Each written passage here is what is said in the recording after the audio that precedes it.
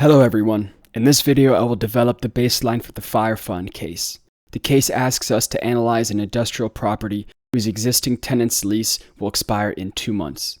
The case lists the rental rates per year, as well as the increases per year, expenses per square foot per year, and the market profile of the tenant. What's key here is that the estimated chance of renewal, or 50%, is going to help us build out our weighted market profile.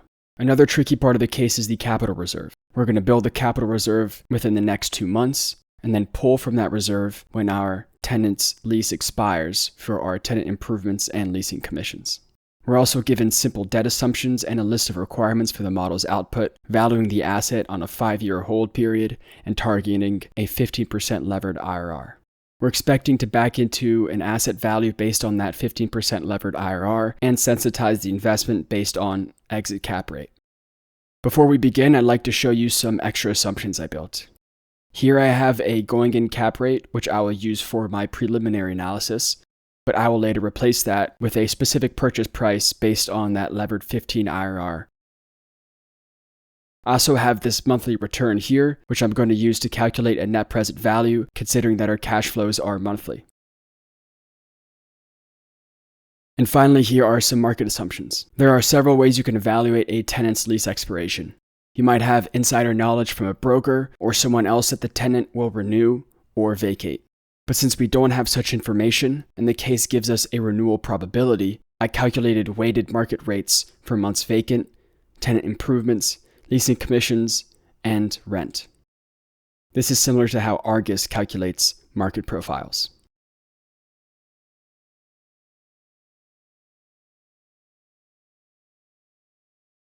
I'm going to start by building the skeleton of the model, running the model out to 72 months, which is 5 years plus 12 months of forward-looking data for valuation purposes.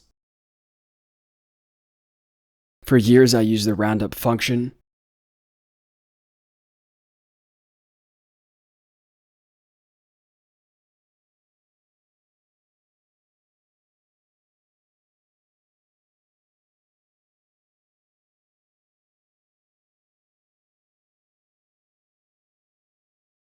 And then for dates, I assume an end of year 2021 start date and use the end of month function to pull out the formula.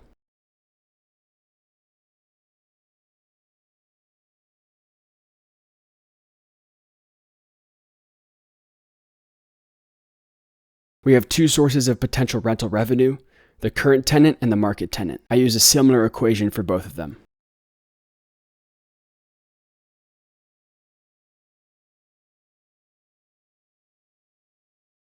For our current tenant, rent calculates only during the current lease term using a Boolean.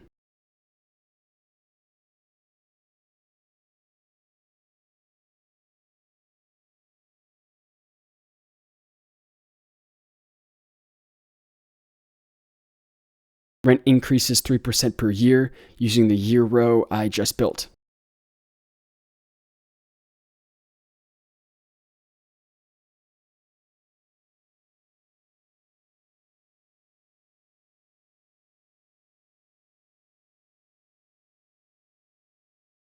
Then I use a similar equation for market rent.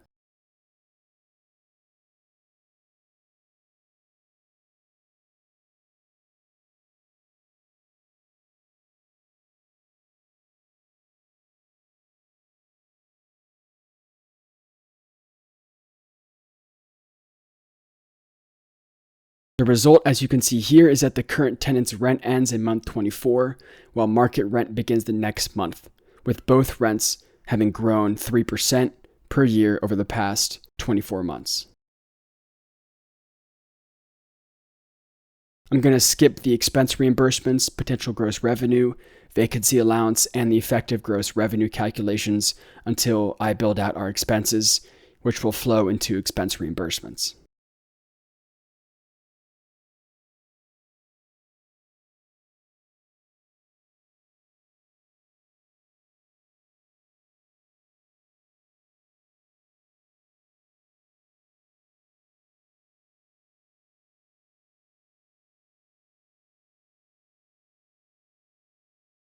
Our first three expenses are just the square footage multiplied by the cost per month.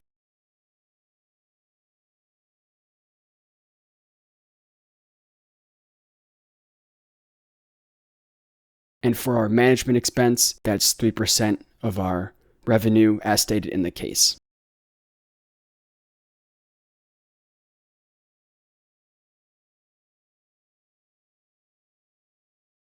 Then I sum up all the expenses.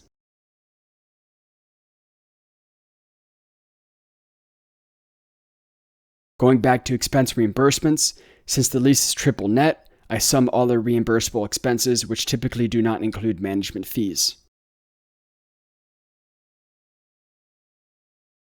Potential gross revenue is the potential rental revenue plus expense reimbursements.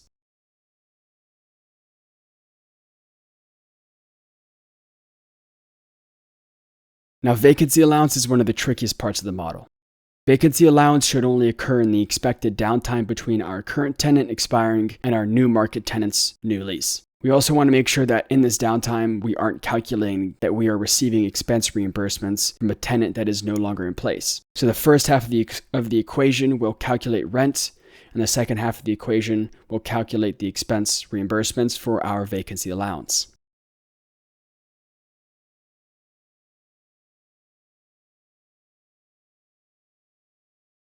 In this first half of the equation, I use Booleans to ensure that the vacancy rental revenue is only being calculated before the market tenant enters in month 30 and after the current tenant vacates in month 24.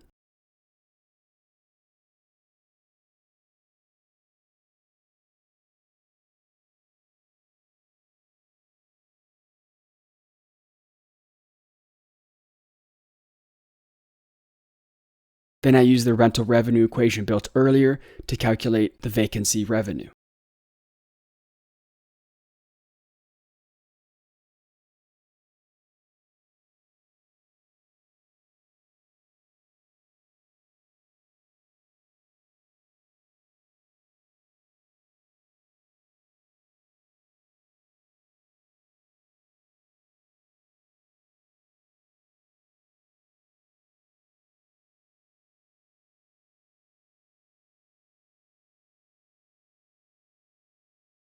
The second half of the equation uses the same framework, but instead sums the operating expenses for our vacancy operating expense revenue.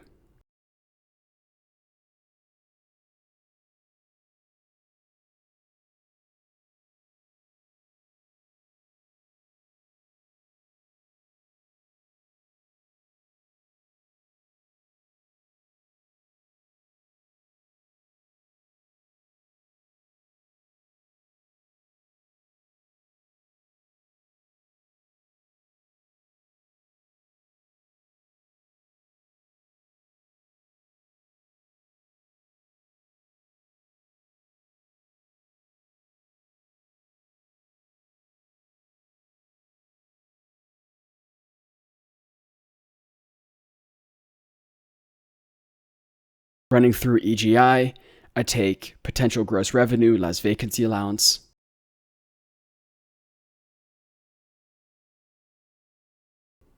And just to show you what's going on here, in the 6-month period between our current tenant's lease and the new market tenant's lease, we have no effective gross income. And that's because our potential revenue from rents as well as expense reimbursements has been negated through our vacancy allowance.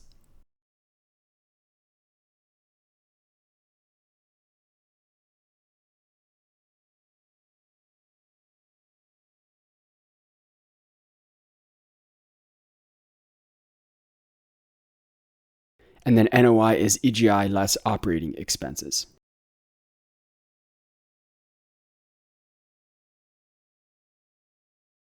And there you have it. We've built out our net operating income and have included our expense reimbursements and vacancy allowance. In the next few episodes, I'll be building out our capital reserve as well as our debt and the sensitivity analysis for this property.